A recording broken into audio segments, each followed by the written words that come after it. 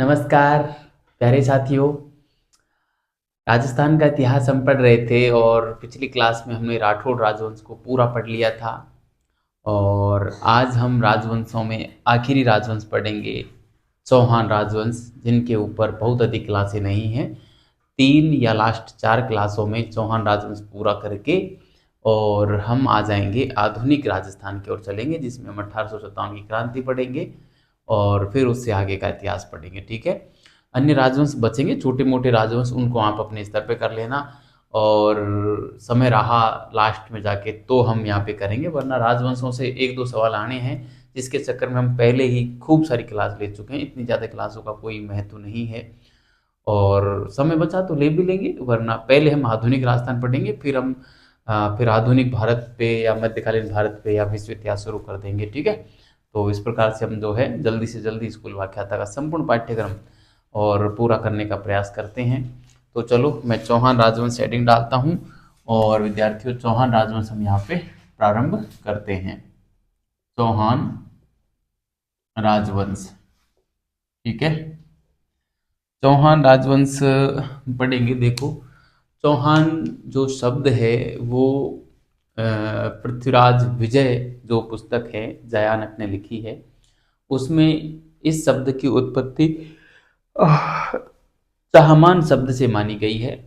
चाहमान शब्द से मानी गई है, जिसका अर्थ होता है चाह मतलब चाप यानी कि धनुर्विद्या में निपुण, है मतलब हर, हर यानी शिव के उपासक, माँ शब्द का अर्थ लगाया मान से यानी कि जो मान सम्मान रखते हैं, और नय का मतलब है नीति पर चलने वाले शासक, नीति से चलने वाले शासक जो हैं उनको इन्होंने जो है चौहान कहा है, पृथ्वीराज विजय में जयानक ने। ठीक है, तो ये हम पढ़ेंगे और उसके बाद इनका थोड़ा सा क्षेत्र देखेंगे कि कौन से क्षेत्र में शासन करते थे, और उत्पत्ति स्थल देख लेंगे, मतलब इनकी उत्पत्ति कैसे हुई। वैसे तो हमने इनकी उत्पत्ति की बात हमने पैसे राजपूतों की उत्पत्ति में ही कर ली है, वही सारे सिद्धांत हैं, लेकिन पर्टिकुलर चौहानों के बारे में हम हल्का सा जिक्र कर लेंगे ताकि किसी प्रकार का सवाल हमारा गलत ना हो। और उसके बाद जो है हम राजवंश मतलब जो शासक हैं उनके ऊपर आ जाएंगे, एक एक करके सारे महत्वपूर्ण महत्वपूर्ण शासकों को पढ़ के और हम राजवंश को पूरा पढ़ देंगे। ठीक है, तो मैं यहाँ पे परिचय में लिखना चाहूँगा। परिचय में हम लिख सकते हैं परिचय, है ना। परिचय में क्या लिखेंगे? पृथ्वीराज विजय के अनुसार, है ना। परिचय में लिखो आप कि पृथ्वीराज पृथ्वीराज विजय के अनुसार, पृथ्वीराज विजय के अनुसार चौहान शब्द चाहमान से बना है, चाहमान से बना है, जिसका अर्थ, जिसका अर्थ, ठीक है, जिसका अर्थ क्या होता है? इसका अर्थ यहाँ पे मैं बताऊं आपको। देखो, चा का मतलब होता है चाप, चाप यानी धनुर्विद्या में निपुण, है ना। सॉरी, धनुर्विद्या, धनुर्विद्या में निपुण, धनुर्विद्या में निपुण, ठीक है, धनुर्विद्या में निपुण, ठीक है। और है का मतलब होता है हर, हर मतलब शिव के उपासक, है ना, शिव के उपासक, ठीक है। और एक हो जाएगा चा, चा है मान में, माँ का मतलब होता है मान सम्मान वाले, है ना, मान सम्मान रखने वाले, मान सम्मान रखने वाले, ठीक है। और नए का मतलब हो गया नीति पर चलने वाले, ठीक है, नीति पर चलने वाले, ठीक है। तो ये बात हमको कौन बताते हैं? हमको तो गोपीनाथ शर्मा जी की जो पुस्तक है उसमें ये बात मिलती है। गोपीनाथ शर्मा जी रेफरेंस देते हैं पृथ्वीराज विजय का, मतलब शर्मा जी ने जो कंटेंट उठाया वो पृथ्वीराज विजय नामक पुस्तक से उठाया, है ना, जो जयानक ने लिखी थी। और जयानक हमको बताते हैं कि चाहमान कौन थे। चाहमान वो थे जो धनुर्विद्या में निपुण थे, शिव के उपासक थे, सम्मान रखने वाले थे, नीति पर चलने वाले थे। वो लोग क्या कहलाए? चाहमान कहलाए। और चाहमान का ही कालांतर में क्या हो गया? चौहान हो गया। ठीक है। रामकरण आसोपा साहब ये कहते हैं कि इनका जो चाहमानों का जो साम्राज्य था वो सांबर झील के आसपास के क्षेत्र में था, है ना, सांबर झील के चारों ओर था। इसलिए इनको चौहान या चवाण कहा जाता था, है ना, चहुआण या चाहमान कहा जाता था, जो कालांतर में चौहान हो गया, है ना। ये कौन बताते हैं? रामकरण आसोपा साहब बताते हैं। तो मैं यहाँ पे लिखना चाहूंगा, रामकरण आसोपा के अनुसार, रामकरण आसोपा के अनुसार चाहमानों का चाहमानों का शासन क्षेत्र सांभर झील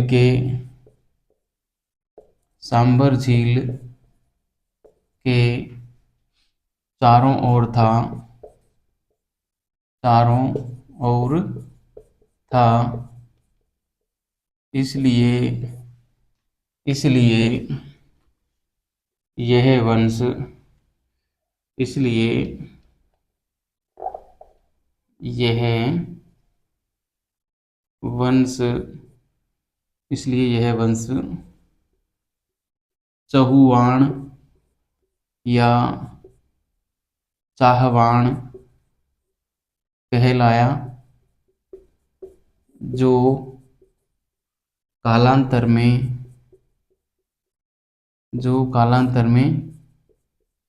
चौहान में परिवर्तित हो गया। चौहान में परिवर्तित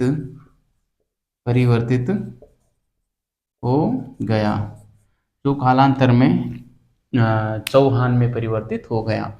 चौहान किस प्रकार से बना, ऐसा रामकरण आसोपा साहब हमें ये बताते हैं। अब हम बात करें उत्पत्ति स्थल की, है ना। उत्पत्ति स्थल की बात करें तो इनका जो आरंभिक शासन क्षेत्र था वो सांबर झील के आसपास था, और यहाँ इनकी जो राजधानी थी वो सपादलक्स क्षेत्र में स्थित थी, है ना, सपादलक्स क्षेत्र में, जिसको 1.25 लाख गांवों की भूमि कहा जाता है ना, सपादलक्स क्षेत्र। और शाकंभरी भी कहा जाता है, क्योंकि कहते हैं कि यहाँ पे साग सब्जियाँ अधिक उगा करती थी, इसलिए इसको शाकंभरी क्षेत्र भी कहा जाता है ना। और एक हमारा जो हर्षनाथ का शिलालेख है 973 ईस्वी का हर्षनाथ का शिलालेख, विग्रहराज द्वितीय का वो शिलालेख है। उसमें चौहानों का जो क्षेत्र माना गया है वो माना गया है, जो सीकर है उसके आसपास का जो क्षेत्र है वो माना गया है। इस प्रकार से हम एक मोटा सा आइडिया निकालते हैं कि चौहानों का जो शासन क्षेत्र था वो पुष्कर से और ये जो सांबर है इसके बीच में रहा होगा। ठीक है, तो ये बात मैं यहाँ पे लिख देता हूँ उत्पत्ति स्थल के रूप में। फिर हम इनका जो है उत्पत्ति का सिद्धांत भी देखेंगे। उत्पत्ति स्थल, है ना, वैसे इतना ज़्यादा जाने की ज़रूरत है नहीं। राजस्थान में सवाल खूब बनते हैं ना, वैसे तो बनने को तो खूब डिटेल में बन जाते हैं, बड़ा आसान में सवाल पूछा जाता है ना। उत्पत्ति स्थल की मैं बात करूं तो चौहानों का आरंभिक शासन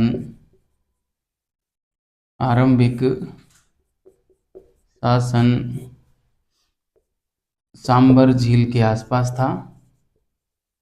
सांबर झील के आसपास था। इनकी सॉरी, इनकी आरंभिक राजधानी आरंभिक राजधानी आरंभिक राजधानी इनकी आरंभिक राजधानी शाकंभरी शाकंभरी या सपादलक्स भी इसको बोला जाता था ना, सपादलक्स थी, है ना। फिर यहाँ से ये जो है आगे फिर अजमेर को ये सांभर को बनाएंगे, सॉरी सांभर बनाएंगे बिल्कुल। शाकंभरी या सांभर तो था, इससे पहले इनकी जो राजधानी हुआ करती थी वो अहिछत्रपुर हुआ करती थी, है ना, अहिछत्रपुर हुआ करती थी बिल्कुल। राजधानी तो अहिछत्रपुर हुआ करती थी, लेकिन इनका जो आरंभिक शासन क्षेत्र था वो सांभर झील के आसपास का था। और यहाँ पर मतलब 1.25 लाख गांव बसे हुए थे, इसलिए यह सफादलक्स कहलाता था। और इस क्षेत्र में साग सब्जियां खूब उगती थी, इसलिए यह जो क्षेत्र था वो शाकंभरी भी कहलाता था। तो राजधानी तो हम यहाँ पे नहीं लिखेंगे इनकी, ये सॉरी मैं थोड़ा ठीक लिखता हूँ। इनकी आरंभिक राजधानी तो हम यहाँ पे जो है वो ही लिखेंगे, अहिछत्रपुर थी, है ना, अहिछत्रपुर थी इनकी आरंभिक राजधानी, अहिछत्रपुर थी, ठीक है, अहिछत्रपुर थी। और इनका जो आरंभिक शासन क्षेत्र था, मैं यहाँ पे बताऊं, आरंभिक शासन क्षेत्र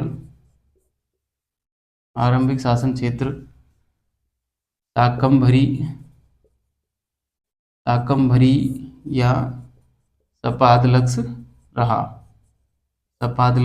रहा, ठीक है। शाकंभरी क्यों? कि साग सब्जी अधिक होने के कारण, है ना, साग सब्जी अधिक, ठीक है, होने के कारण। और सपादलक्स क्यों? 1.25 लाख गांवों के बसे होने के कारण, है ना, बसे होने के कारण, ठीक है। ये कट गया हो तो आप लिख देना, बसे होने के कारण, मैं बोल ही रहा हूँ। 1.25 लाख गांवों के बसे होने के कारण तो सपादलक्स। और शाकंभरी क्यों? साग सब्जी अधिक होने के कारण ना। यहाँ पे शाकंभरी देवी का कोई मंदिर वगैरह भी है यहाँ पे, है ना, जिसको कहते हैं कि साग सब्जी देने वाली वो देवी है, इस प्रकार से कहा जाता है, कल्चर में हम पढ़ते हैं, ठीक है। आरंभिक राजधानी तो अहिछत्रपुर थी। इसके बाद इनकी जो राजधानी रहेगी मैं आपको यहीं बता देता हूँ। 1 नंबर पे तो हो जाएगी ये अहिछत्रपुर, दूसरे नंबर पे मैं यहाँ पे लिख देता हूँ सांभर, है ना, सांभर भी रही। और तीसरे नंबर पे ये इनकी राजधानी चली जाएगी अजमेर, है ना, और अजमेर ही राजधानी रहेगी। अजयराज अजमेर को बसाएंगे 1113 में, है ना, 1100, हाँ लगभग इतना ही समय आएगा, ठीक है। तो उसके बाद अजमेर चली जाएगी, ठीक है। तो ये एक इनका बेसिक सा फंडा, इनका उत्पत्ति स्थल यानी कि आरंभिक शासन देखा अभी हमने, है ना। हम दूसरी बात करते हैं, जो हर्षनाथ मंदिर, हर्षनाथ अभिलेख है 973 ईस्वी का, उसके अनुसार, है ना, हर्षनाथ अभिलेख कहाँ है? सीकर हर्ष की पहाड़ियों में एक मंदिर है हर्षनाथ का, उसमें लगा हुआ है, 973 ईस्वी का है। इसको मैं पहले पढ़ा चुका हूँ, ज़्यादा बात नहीं करूँगा। के अनुसार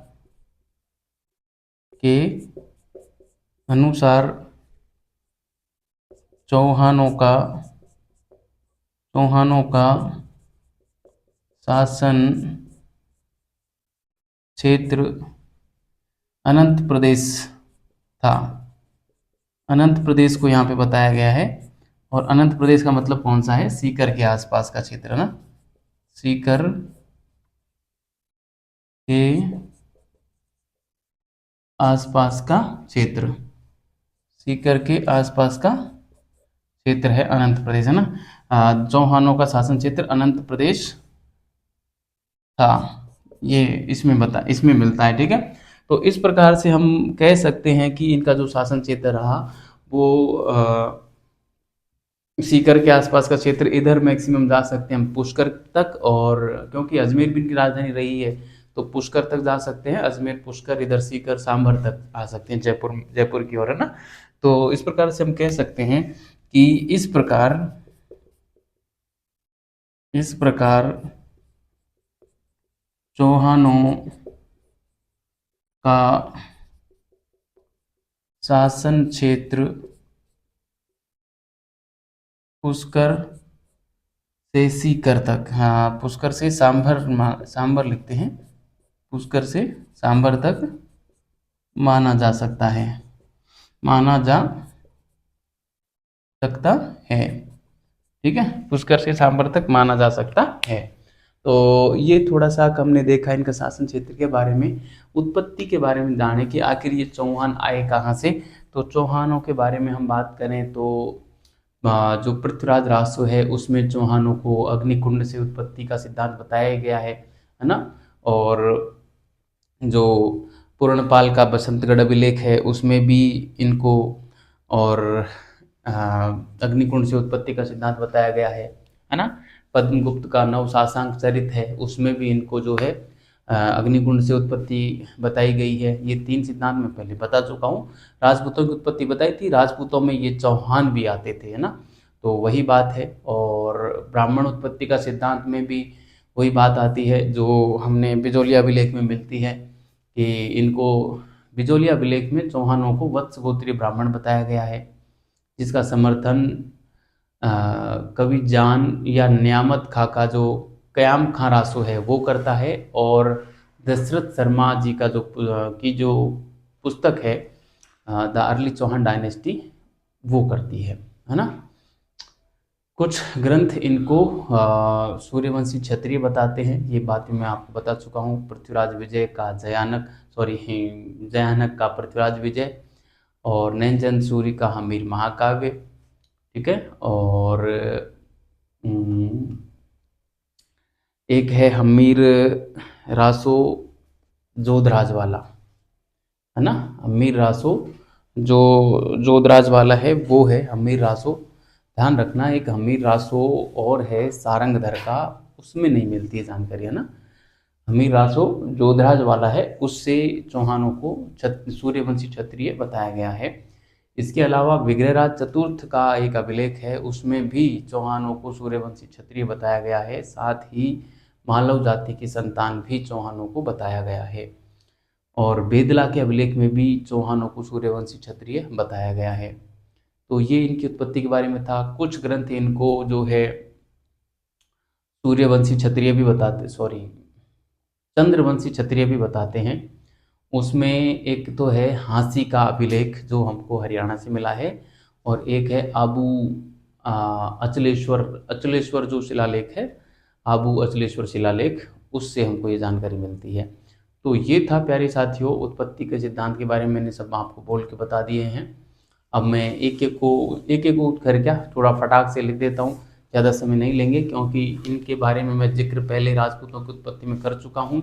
लेकिन फिर भी यहाँ पे स्पेशली भी मैं मेंशन कर देता हूँ, क्या पता आप वहाँ पे राजपूत शब्द और चौहान शब्द में कंफ्यूज हो जाएं, क्योंकि राजपूतों की उत्पत्ति का जो सिद्धांत है वो लगभग चौहानों की उत्पत्ति का सिद्धांत भी वही है ना। तो मैं यहाँ पे लिख देता हूँ, ठीक है। चलो इसको मिटा रहा हूँ, आपने उतार लिया होगा बढ़िया तरीके से। ये एक बेसिक सा परिचय था उत्पत्ति के सिद्धांतों को हम पढ़ के, और हम सीधे आ जाएंगे इनके संस्थापक वगैरह और इन पे वासुदेव वगैरह की बात कर लेंगे आज, है ना। आज हम 2-3 शासकों को पढ़ लेंगे, और मुझे लगता है बहुत ज़्यादा नहीं है इसमें शासक। पृथ्वीराज चौहान तृतीय जो है उसी पे सवाल अधिक बनते हैं, जिनको हमने पढ़ लिया है पहले ही, तो अब यहाँ पे बहुत अधिक समय लगने वाला नहीं है, ठीक है। तो हम यहाँ पे लिखेंगे चौहानों की उत्पत्ति का सिद्धांत, है ना, चौहानों की उत्पत्ति का सिद्धांत, ठीक है। चौहानों की उत्पत्ति का सिद्धांत, एक सिद्धांत है अग्निकुंड से उत्पत्ति, है ना,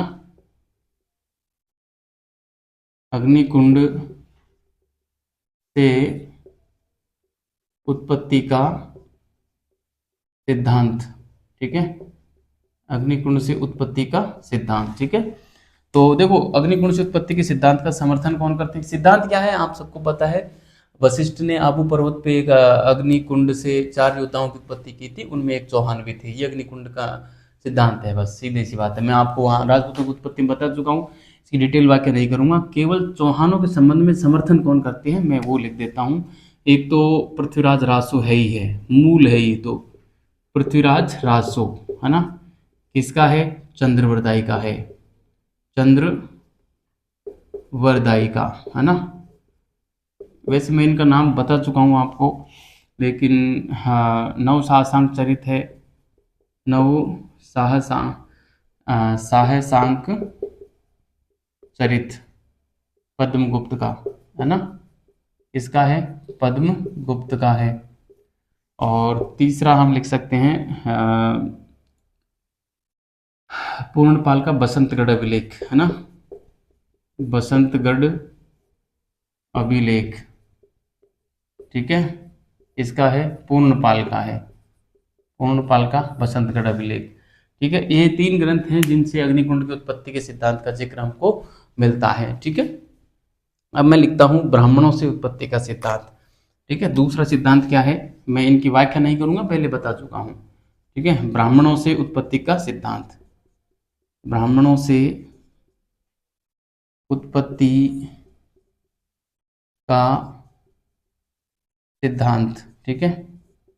ब्राह्मणों से उत्पत्ति का सिद्धांत, इसमें क्या आता है? देखो, ब्राह्मणों से उत्पत्ति के सिद्धांत की जो बात की वो की बिजोलिया अभिलेख में, है ना, बिजोलिया अभिलेख ने की, ठीक है। बिजोलिया अभिलेख, है ना। चौहानों को क्या मानता है? वत्स गोत्रीय ब्राह्मण मानता है ना। वत्स गोत्रीय, मैं बता चुका हूँ, इसको तो काफी बार करवा चुका हूँ। वत्स गोत्रीय ब्राह्मण टेस्ट सीरीज में भी मैंने दिया हुआ था, और जो है वत्स गोत्रीय ब्राह्मण की बात मैं आपको, जो अब बिजोलिया अभिलेख भी मैंने आपको स्पेशली पढ़ाया है, उसमें भी मैंने ये बात बताई है ना। और इसका समर्थन कौन करते हैं? देखो, इसका समर्थन करने वाले, समर्थन, है ना, ये बात मैंने अभी तक नहीं बताई आपको, अभी हाल ही में बोल के जरूर बताई थी। समर्थन में जो है कयाम खां रासो है ना, कयाम खां, कयाम खां रासो, ये समर्थन करता है। किसने लिखा है ये? कवि जान ने लिखा है ये ना, कवि जान, या जो है कयाम खां रासो, कवि जान, या क्या नाम है उसका, कवि जान, या जो है न्यामत खां, है ना, न्यामत खां नाम मिलता है, न्यामत खां। अभी मैंने बोला था लेकिन निकल गया, न्यामत खां का नाम आता है, ठीक है। न्यामत खां, कवि जान या न्यामत खां का है कयाम खां रासो, ठीक है। और एक है अर्ली चौहान डायनेस्टी, है ना, दे लगा देते हैं, दे अर्ली चौहान डायनेस्टी, अंग्रेजी भाषा में मैं लिख रहा हूँ डायनेस्टी, ठीक है। द अर्ली चौहान डायनेस्टी किसका है? दशरथ शर्मा का है, दशरथ शर्मा का है, ठीक है। तो ये बात हो गई यहाँ पे।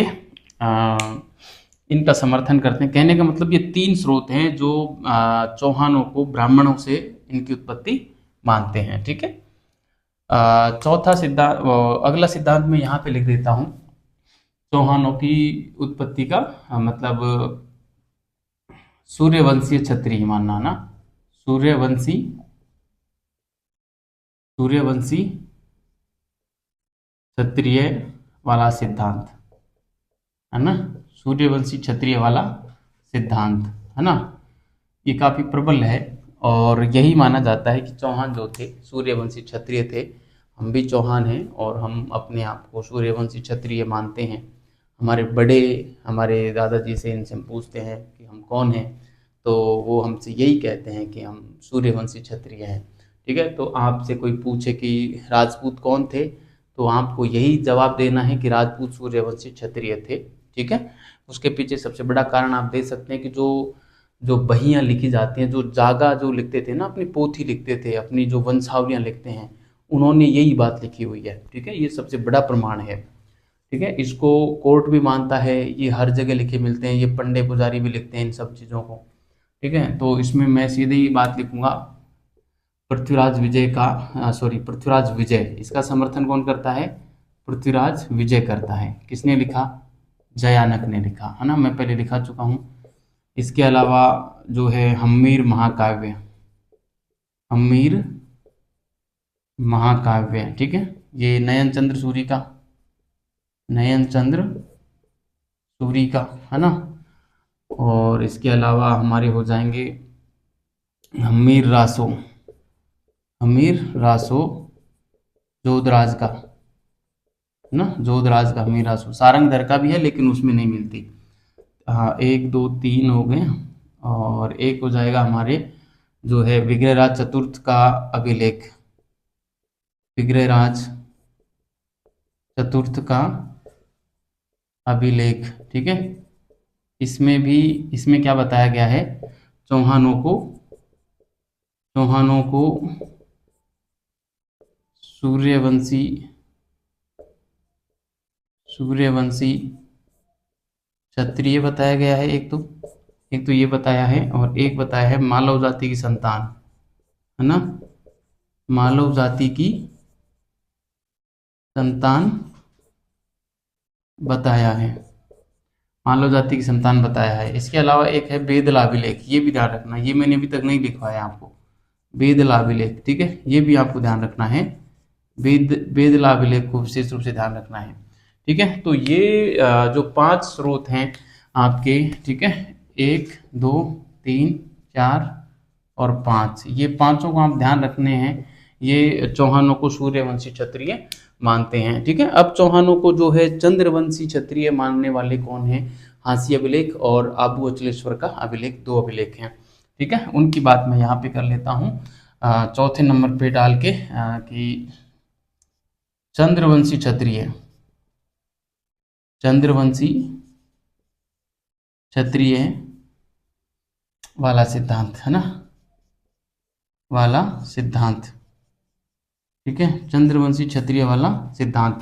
तो इसकी हम बात करें तो चंद्रवंशी क्षत्रिय में 1 नंबर पे आ जाएगा हमारा हांसी अभिलेख, हांसी अभिलेख, हांसी अभिलेख, ठीक है, जो कहाँ से मिला है? HR हरियाणा से मिला है। नंबर 2 है आबू अचलेश्वर अभिलेख, आबू अचलेश्वर अभिलेख, ठीक है। अपनी ईमानदारी से बताना आबू अचलेश्वर अभिलेख किसके समय का है? मैंने करवाया हुआ है, टेस्ट सीरीज में भी दिया था, पढ़ाया भी था अभिलेखों में, और जब मैंने राजपूतों की उत्पत्ति करवाई थी तब भी करवाया था, 3 बार करवा रखा है। तो आप इसका जो है मुझे जवाब देना, आबू अचलेश्वर अभिलेख, ईमानदारी से देना, देख के मत देना, कहीं देख के और चपेक दो यहाँ पे, ठीक है। तो ये थे प्यारे साथियों चौहान राजवंश की उत्पत्ति के सिद्धांत, मैंने प्रमुख बात कर ली यहाँ पे, ठीक है। आपको बढ़िया तरीके से ध्यान रखने हैं, और सवाल आएगा यहाँ से तो सवाल यहाँ से छप जाएगा, आप मान के चलना, ठीक है। इससे परे आप जो है पढ़ना चाहते हैं तो राजपूतों की उत्पत्ति के सिद्धांत को तो बढ़िया तरीके से पढ़ना, किसी पुस्तक से पढ़ सकते हैं यदि यहाँ से समझ में नहीं आया है तो। ऐसे मैंने कुछ छोड़ा है नहीं, प्रत्येक चीज़ को बड़े ही तार्किक ढंग से क्लियर किया है। किसी भी सिद्धांत को काटा है तो तर्क से काटा है ना, तो आपको समझ में आ ही गया होगा। और नहीं भी आया है तो आप पढ़ सकते हैं वैसे, क्योंकि यहाँ से सवाल राजपूतों की उत्पत्ति से एक सवाल बनता है ना, चाहे वो चौहानों के संबंध में पूछ सकते हैं, गुहिलों से पूछ सकते हैं, राठौड़ों से पूछ सकते हैं, गुर्जर प्रतिहारों से पूछ सकते हैं, है ना, कहीं से पूछ सकते हैं। लेकिन मुझे लगता है एक सवाल उत्पत्ति से आएगा और एक सवाल जो आएगा आपके विद्वानों को लेकर आएगा कि कौन सा विद्वान किस शासक के समय था, या कौन सी पुस्तक किस शासक के समय लिखी गई, या कौन सी पुस्तक किस भाषा में लिखी गई, इस प्रकार से सवाल आएगा। 2 सवाल मुझे लगता है राजवंशों से आपके आने वाले हैं, ठीक है। तो चलो आप इसको उतारें, और अब हम आते हैं इनके प्रमुख शासकों की ओर आते हैं, ठीक है। आपने इसको उतार लिया होगा, मैं इसको मिटा रहा हूँ, और हम इनके प्रमुख शासकों की बात अब करते हैं, ठीक है। तो प्यारे साथियों बढ़िया से आप पढ़ते रहें, और मुझे आशा है कि आप जीके वाले पेपर को भी बढ़िया तरीके से पढ़ रहे होंगे, और सब्जेक्ट को भी बढ़िया पढ़ रहे होंगे, बार बार अभ्यास कर रहे होंगे, रिवीजन कर रहे होंगे, ठीक है। और नहीं कर रहे हैं तो स्टार्ट हो जाओ। एग्ज़ाम कभी भी हो सकती है, वैकेंसी आई गई है, अब ऐसा कुछ है नहीं कि वैकेंसी नहीं आई, ठीक है। वैकेंसी का बहुत कम आई है, लेकिन मुझे लगता है वैकेंसियों की जो संख्या है वो बढ़ने वाली है।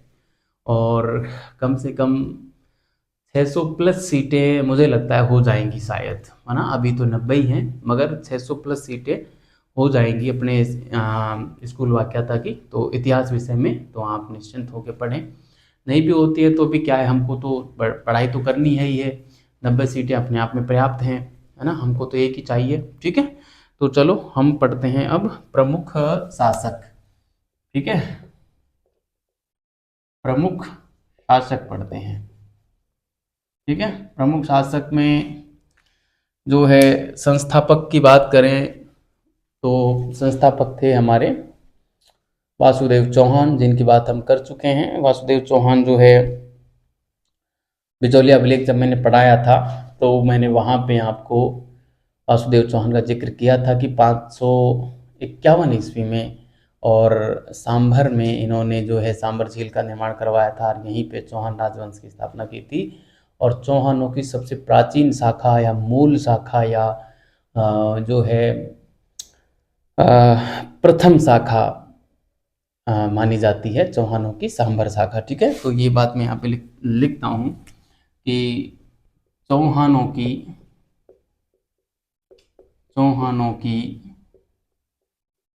सबसे प्राचीन शाखा, सबसे प्राचीन शाखा, मूल शाखा, या हम कहें प्रथम शाखा, प्रथम शाखा सांभर के चौहानों की मानी जाती है। शाखा सांभर के चौहानों की मानी जाती है, है, जिसके संस्थापक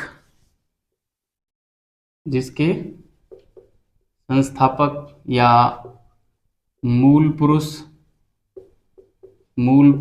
या आदि पुरुष, है ना, या प्रथम शासक भी आप कह सकते हैं। प्रथम शासक कौन थे?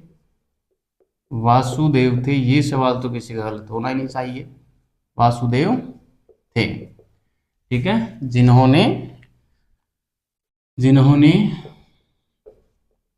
551 ईस्वी में सांभर में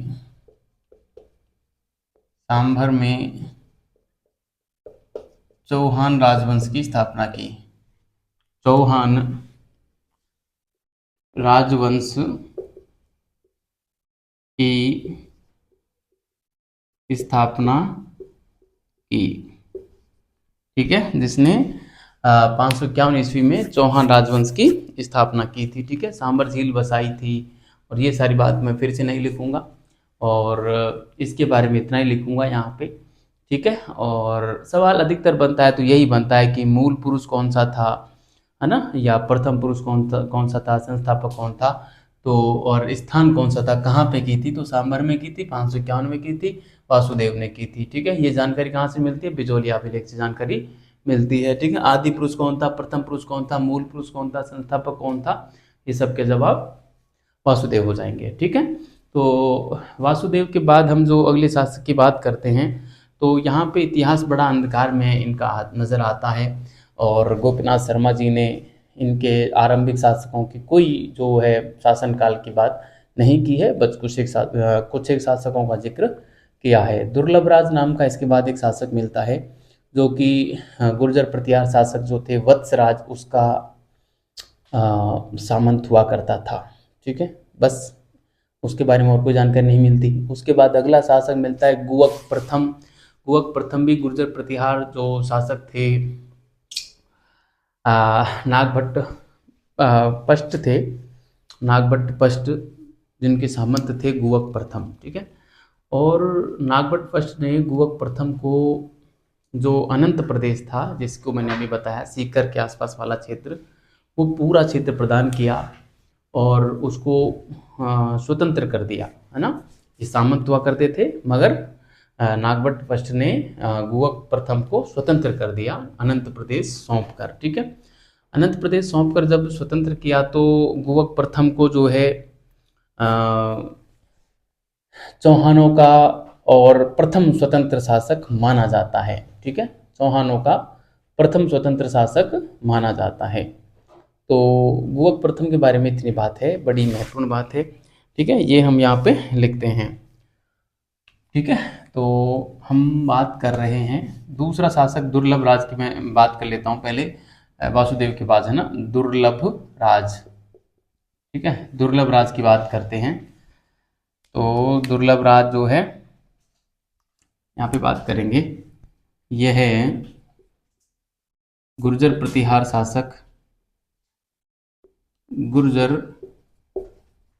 प्रतिहार शासक वत्सराज का सामंत था, है ना, सामंत था। ठीक है, सामंत का अर्थ आप जानते होंगे बढ़िया तरीके से, मैन शासक नहीं होकर एक राजा के अधीन एक छोटे से भूखंड पे शासन जो करता है वो सामंत होता है, और वो वहां से कर उगाकर अपना वेतन काट कर और शेष को केंद्र में भेज देता है ना, वो काम होता है सामंत का। एक अधीनस्थ शासक की बात हम कर सकते हैं। इसके बाद बनेगा गुवक प्रथम शासक, है ना, गुवक फर्स्ट। ठीक है, गुवक फर्स्ट जो है ये नागभट्ट गुर्जर प्रतिहार शासक नागभट्ट, मैंने अभी शायद फर्स्ट बोला था, नागभट्ट फर्स्ट का सामंत नहीं था, सॉरी। गुवक फर्स्ट जो है नागभट्ट सेकंड का सामंत था, ये ध्यान रखना, है ना, नागभट्ट सेकंड का सामंत था ये, है ना। वत्सराज का सामंत दुर्लभ राज था और नागभट्ट सेकंड का सामंत था गुवक प्रथम। हाँ, ये लिखते हैं कि यह है नागभट्ट, यह है नागभट्ट सेकंड, है ना। कौन है ये? गुर्जर प्रतिहार शासक, गुर्जर प्रतिहार शासक। ठीक है, गुर्जर प्रतिहार शासक, यह नागभट्ट सेकंड का सामंत था, यह गुर्जर प्रतिहार सेकंड का सामंत था। नागभट्ट ने इसे अनंत प्रदेश, नागभट्ट ने इसे अनंत प्रदेश सौंप कर, अनंत प्रदेश सौंप कर, अनंत प्रदेश में सीकर के आसपास वाला क्षेत्र आता है, मैं लिखा चुका हूँ, फिर से नहीं लिखूंगा। अनंत प्रदेश सौंप कर, अनंत प्रदेश सौंप कर इसे पूर्ण रूप से स्वतंत्र किया, पूर्ण रूप से स्वतंत्र किया। ठीक है, पूर्ण रूप से स्वतंत्र किया। इस प्रकार गुवक प्रथम, इस प्रकार गुवक प्रथम प्रथम चौहान शासक था जो स्वतंत्र हुआ, प्रथम चौहान शासक था, प्रथम चौहान शासक माना जाता है, ऐसे लिखेंगे, प्रथम चौहान शासक माना जाता है जो स्वतंत्र हुआ, माना जाता है जो स्वतंत्र हुआ। ठीक है, प्रथम चौहान शासक माना जाता है जो स्वतंत्र हुआ था, मतलब स्वतंत्र होने वाला प्रथम चौहान शासक गुवक प्रथम था। ठीक है, इसको अनंत प्रदेश वाला क्षेत्र दिया था, सीकर के आसपास वाला क्षेत्र। तो इसके समय में सीकर में जो है हर्षनाथ की पहाड़ी पर और हर्षनाथ का मंदिर बनवाया गया था। ठीक है, हर्षनाथ का मंदिर बनवाया गया था। हर्षनाथ का जो मंदिर है वो एक शिव का मंदिर है ना। तो ये जो थे चौहान, वो शिव के उपासक थे और इनके कुल देवता के रूप में ये मंदिर जो है बनवाया गया था। ठीक है, तो ये बात मैं यहाँ पे कर लेता हूँ कि इसके समय में, इसके समय में, इसके समय में हर्षनाथ पहाड़ी, हर्षनाथ पहाड़ी ये कहाँ पड़ती है? सीकर में पड़ती है है ना। हर्ष की पहाड़ी अलवर में, ध्यान रखना, हर्षनाथ की सीकर में, है ना। हर्षनाथ पहाड़ी सीकर में, हर्षनाथ पहाड़ी पर हर्षनाथ मंदिर, हर्षनाथ मंदिर, ये शिव मंदिर है ना, शिव मंदिर, ठीक है। हर्षनाथ मंदिर बनवाया गया था, बनवाया गया था, ठीक है। हर्षनाथ मंदिर बनवाया गया था, ठीक है। तो ये बात आप ध्यान रखना, हर्षनाथ मंदिर गुवक प्रथम के समय बनवाया गया था।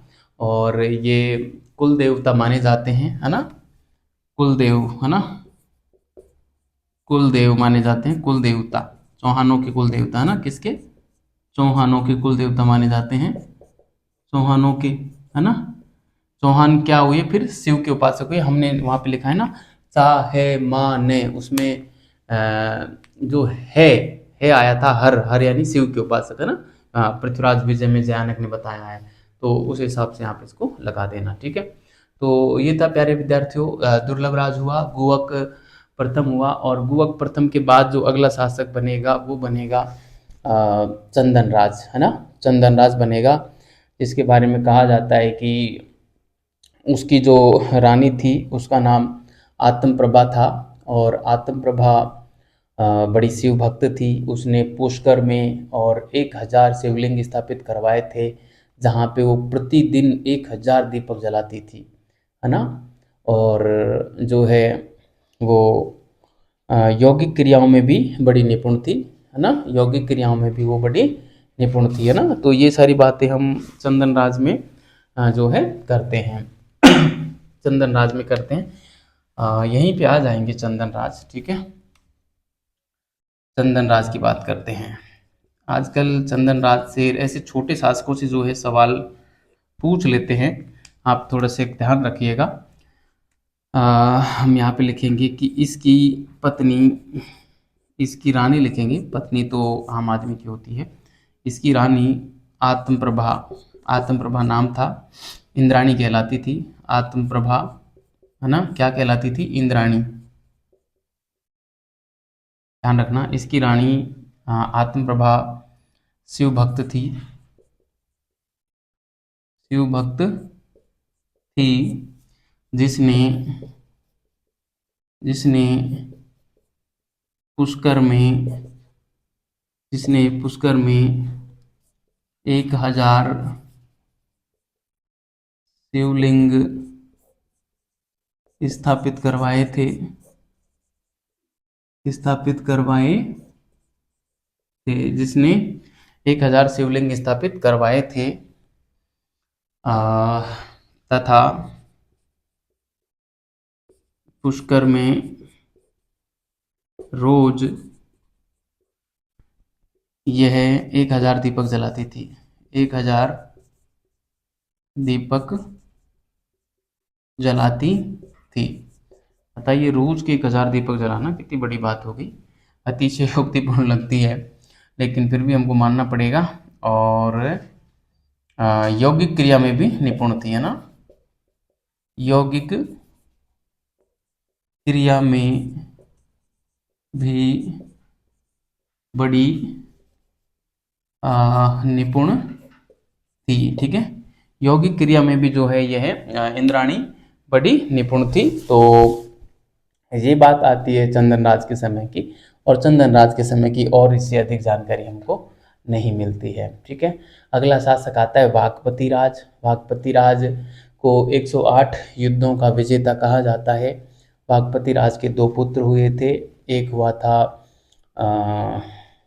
सिंहराज, और एक हुआ था लक्ष्मण। सिंहराज बड़ा पुत्र था जो अगला शासक बना, और लक्ष्मण चला जाता है यहाँ से नाडुल, और नाडुल में जाकर नाडुल के चौहान वंश की शाखा प्रारंभ करता है ना। तो नाडुल के चौहानों का संस्थापक कहलाता है लक्ष्मण, जो कि वाकपति राज का पुत्र व सिंहराज का भाई था। सिंहराज अगला शासक बनता है और महाराजा की उपाधि धारण करता है, महाराज की उपाधि धारण करता है, और इस प्रकार चौहानों में महाराज की उपाधि धारण करने वाला सिंहराज प्रथम शासक बनता है। ये बात हम करेंगे अगली स्लाइड पे कर लेते हैं। मैं इसको जो है मिटा देता हूँ, और आपने इसको उतार लिया होगा। ठीक है, मैं इसको मिटा रहा हूँ। प्रमुख शासक हम पढ़ रहे हैं चौहानों के, जिसमें हमने 2 3 4 शासकों को पढ़ा। ये बस इसमें इतनी जानकारी मिलती है, इनके कार्यकाल के बारे में कोई जानकारी नहीं मिलती, क्योंकि मैं अभी 2 3 पुस्तकों को देखा तो गोपीनाथ शर्मा जी को मैं देख ही रहा हूँ कंटिन्यू, गोपीनाथ शर्मा से ही मैं पढ़ा रहा हूँ आपको। आप महान यकीन मानना, यूट्यूब पे और इस प्रकार से प्रमाणिक पुस्तकों से पढ़ाना अपने आप में एक बड़ी बात है, बहुत बड़ा चैलेंज है, क्योंकि लोग एक गाइड उठाते हैं और उस गाइड के भरोसे पूरी क्लास छाप देते हैं, है ना, पूरी क्लास छाप देते हैं कैसे ऐसे कैसे। लेकिन मैं यहाँ पे कोई गाइड के रूप में किसी भी पुस्तक का इस्तेमाल नहीं कर रहा हूँ। मैं आपसे कह रहा हूँ कि मैंने जो है गोपीनाथ शर्मा जी की पुस्तक पढ़ी है और उसी का इस्तेमाल मैं कर रहा हूँ। उसके अलावा शर्मा पावा भी मेरे पास है, वो भी मैंने देखी है। इसके अलावा राघवेंद्र मनोहर सिंह की पुस्तक आती है, वो मैंने देखी है। प्रमाणिक पुस्तकें रेफरेंस पुस्तकों में आती है ना। इनका हाई कोर्ट में हम जो है संदर्भ दे सकते हैं, है ना, प्रमाणिकता के तौर पर। चलो, वाकपति राज की हम बात करें। अगला शासक है वाकपति राज। वाकपति राज, ठीक है, वाकपति राज। तो इसके बारे में मैंने बताया 2 ही फैक्ट है। एक तो 108 युद्धों का शासक माना जाता है, ठीक है, एक बात। दूसरी है कि इसके 2 पुत्र थे, इसके 2 पुत्र थे। पहला सिंहराज, है ना, अगला शासक बना, ठीक है। दूसरा लक्ष्मण जो था नाडोल चला जाता है। नाडोल में चौहानों की नई शाखा प्रारंभ करता है, ठीक है। नाडोल में चौहानों की नई शाखा प्रारंभ करता है। नाडोल में चौहानों की नई शाखा प्रारंभ करता है, ठीक है। तो ये था हमारे नाडोल के वाकपति सिंहराज और लक्ष्मण, इनकी बात हमने की। अगला शासक बन जाएगा सिंहराज के बारे में ज़्यादा कुछ नहीं है, एक ही बात मिलती है। सिंहराज के बारे में क्या बात मिलती है कि इसने यह महाराज की उपाधि धारण करता है। महाराज की उपाधि धारण करता है।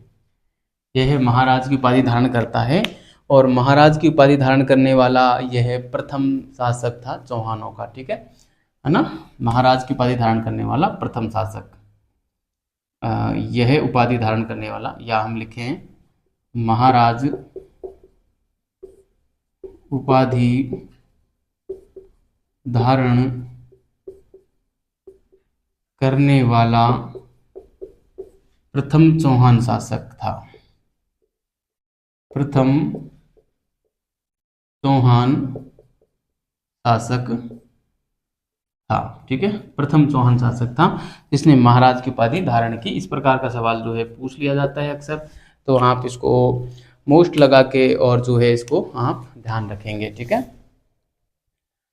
अगले शासक की बात करें तो हम आ जाएगा हमारे विग्रहराज द्वितीय की बात करते हैं। विग्रहराज द्वितीय जो था, उसके समय में चौहानों का और चालुक्य के साथ संघर्ष प्रारंभ होता है, ठीक है। इसकी जानकारी हमको हर्षनाथ अभिलेख, जिसकी बात अभी हमने अभी की थी, जिसमें चौहानों को सूर्यवंशी क्षत्रिय बताया गया है।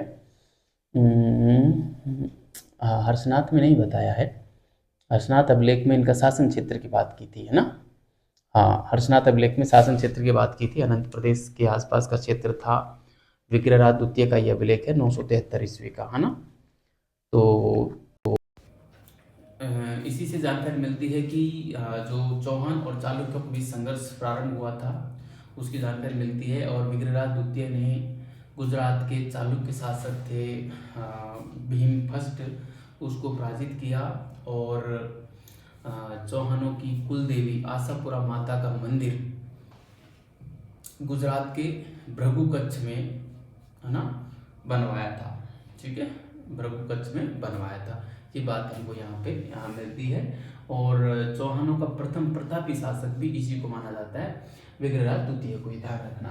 ठीक है, तो मैं यहाँ पे लिख सकता हूँ, लिख रहा हूँ विग्रहराज सेकंड। ठीक है, ठीक है। इसके बारे में हम क्या क्या लिखेंगे, देखो, चौहानों का प्रथम प्रतापी शासक, एक बात, ठीक है, चौहानों का प्रथम प्रतापी शासक। ठीक है, चौहानों का प्रथम प्रतापी शासक। जानकारी का स्रोत क्या है, जानकारी का स्रोत है हर्षनाथ अभिलेख, हर्षनाथ मंदिर अभिलेख लिख सकते हैं, क्योंकि हर्षनाथ मंदिर से मिला है, या हर्षनाथ अभिलेख लिखें, एक ही बात है ना। 973 ईस्वी का है ना, ये इसी का है ना। विग्रहराज सेकंड ने स्थापित करवाया था, है ना। जानकारी क्या मिलती है, चौहान चालुक्य संघर्ष प्रारंभ होते हैं, चौहान चालुक्य, इंपॉर्टेंट घटनाएं ध्यान रखना, ये बहुत लंबा चलेगा संघर्ष। चौहान चालुक्य संघर्ष प्रारंभ होते हैं। विग्रहराज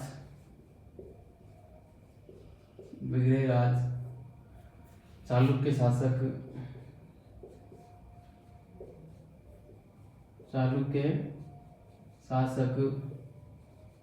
भीम फर्स्ट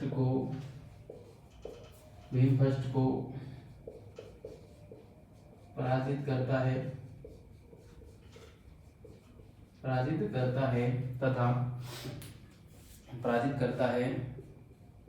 तथा ये जो पड़ता है भृगु कच्छ में, तथा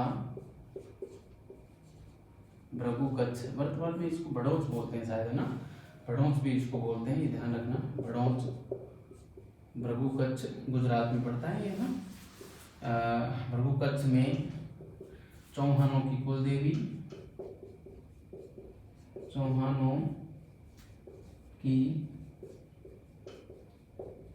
कुलदेवी,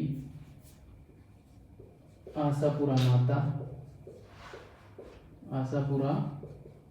माता का मंदिर बनवाते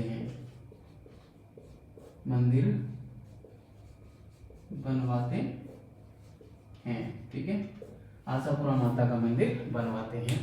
तो ये बात मिलती है हमको विग्रहराज द्वितीय के बारे में, कि एक तो इनकी जानकारी जो है हर्षनाथ अभिलेख से मिलती है, वो इन्हीं का है, 973 ईस्वी का। चौहान चालुक्य संघर्ष की जानकारी वो देता है। और जो चालुक्य शासक था भीमदेव फर्स्ट, जो कि चालुक्य, या हमको कई जगह सोलंकी भी लिखा मिल सकता है। ठीक है, सोलंकी भी लिखा मिल सकता है, उसको इसने पराजित किया था। एक बात जरूर ध्यान रखना, कई किताबों में भीमदेव फर्स्ट को मूलराज फर्स्ट भी लिखा है, तो ये एक ही शासक है। ठीक है, मूलराज फर्स्ट भी लिखा मिल सकता है। और वैसे विविधता मिलती है, लेकिन आप एक ही मानना। ठीक है, दोनों ऑप्शन में आएंगे नहीं कि भीमदेव फर्स्ट था या मूलराज फर्स्ट था। आप दोनों को ही ध्यान रखना कि मूलराज फर्स्ट भी ऑप्शन में आ सकता है और भीमदेव फर्स्ट भी आ सकता है। ठीक है, जो भी आए, आप दोनों एक साथ आएंगे नहीं, दोनों एक साथ आएंगे तो सवाल डिलीट हो जाएगा। दोनों में से कोई एक आए तो टिक कर देना। ठीक है, या चालुक्य शासक, या इनको सोलंकी शासक भी लिखा मिल सकता है, ध्यान रखना, सोलंकी शासक भी लिखा मिल सकता है ना। इनको सोलंकी भी बोलते हैं और चालुक्य भी बोलते हैं, ये बात आपको बढ़िया तरीके से ध्यान रखनी है। ठीक है, मैंने इसको बॉक्स सामने बंद कर दिया है, आपको समझ में आ ही जाएगा। और गंगा व मतंगा नामक दो उपाधियाँ जो है विग्रहराज की मिलती हैं, ये बड़ी महत्वपूर्ण बात है, कई बार पूछ लेते हैं। उपाधि, है ना, विग्रहराज की उपाधि मैं आपको लिख देता हूँ, विग्रहराज की उपाधि, है ना। विग्रहराज की उपाधियों की बात करें तो यहाँ से मिल जाती है गंगा व मतंगा, ये 2 उपाधियाँ मिलती हैं, गंगा व मतंगा वगैरह सेकंड की उपाधियाँ हमको यहाँ पे मिल जाती हैं। ठीक है, इसके बाद हम एक और शासक की बात कर लेते हैं, गोविंद तृतीय, जिसको पृथ्वीराज विजय में जयानक ने वेरीघट्ट कहा है। वेरीघट्ट का मतलब होता है शत्रुओं का नाश करने वाला, या शत्रुओं का जो है संहार करने वाला होता है ना, वेरीघट्ट कहा है। तो मैं यहाँ पे गोविंद तृतीय की बात करता हूँ। गोविंद तृतीय, कई बार ये पूछ लेते हैं कि निम्नलिखित में से कौन सा शासक चौहान शासक नहीं है, तो वहाँ पे गोविंद शब्द लिखा मिलता है, गोविंद शब्द, तो वहाँ पे हम इसको अधिकतर गलत मान लेते हैं। ध्यान रखना, गोविंद तृतीय भी, गोविंद फर्स्ट सेकंड भी हुए हैं, तृतीय भी हुआ है चौहान शासकों में। ठीक है, ये ध्यान रखना। इसके बारे में क्या जिक्र मिलता है कि पृथ्वीराज विजय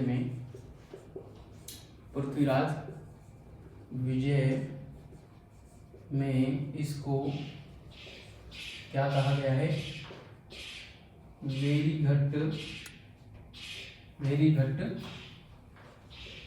कहा गया है। पृथ्वीराज विजय में इसको वेरीघट्ट कहा गया है। ठीक है, पृथ्वीराज विजय में इसको वेरीघट्ट कहा गया है, जिसका अर्थ क्या होता है, शत्रुओं का संहार करने वाला। मैं इधर लिख देता हूं, शत्रुओं का संहार करने वाला, शत्रुओं का संहार करने वाला कहा गया है। ठीक है, एक बात और फरिश्ता लिखता है तारीख फरिश्ता में, वो ये कहता है कि गोविंद तृतीय जो है गजनी के शासकों को और मारवाड़ से आगे भारत आने से रोकता था ना, मतलब इसकी प्रशंसा करता है एक तरीके से ना। फरिश्ता क्या लिखता है, फरिश्ता तारीख फरिश्ता में ना, फरिश्ता की रचना कौन सी है, तारीख फरिश्ता, तारीख फरिश्ता में क्या कहता है कि यह यानी गोविंद गजनी के मुस्लिम शासकों को, गोविंद गजनी के मुस्लिम शासकों को, गजनी के मुस्लिम शासकों को, गोविंद गजनी के मुस्लिम शासकों को मारवाड़ से आगे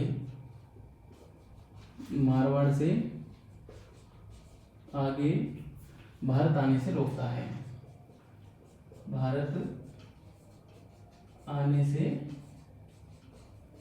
रोकता है। ठीक है, मतलब गजनी के जो मुस्लिम शासक हैं वो मारवाड़ तक ही आ सकते हैं, उससे आगे भारत में प्रवेश नहीं कर सकते। क्यों? क्योंकि ये रोक देता है गोविंद तृतीय। ठीक है, तो विद्यार्थियों इसको आप बढ़िया से उतारें। ठीक है, आपने उतार लिया होगा। आज की क्लास तो हम यहीं रोकते हैं, काफ़ी बड़ी क्लास हो गई है। अब अगले क्लास में हम अगले शासकों को पढ़ेंगे। मुझे लगता है 2 क्लासें और होंगी, चौहान राजवंश पूरा हो जाएगा, उसके बाद हम आधुनिक राजस्थान के इतिहास पे हम आएंगे। राजवंशों को हम इतना ही पढ़ेंगे। ठीक है, तो बहुत बहुत धन्यवाद विद्यार्थियों, अच्छे रहिए, मस्त रहिए और लगातार पढ़ते रहिए।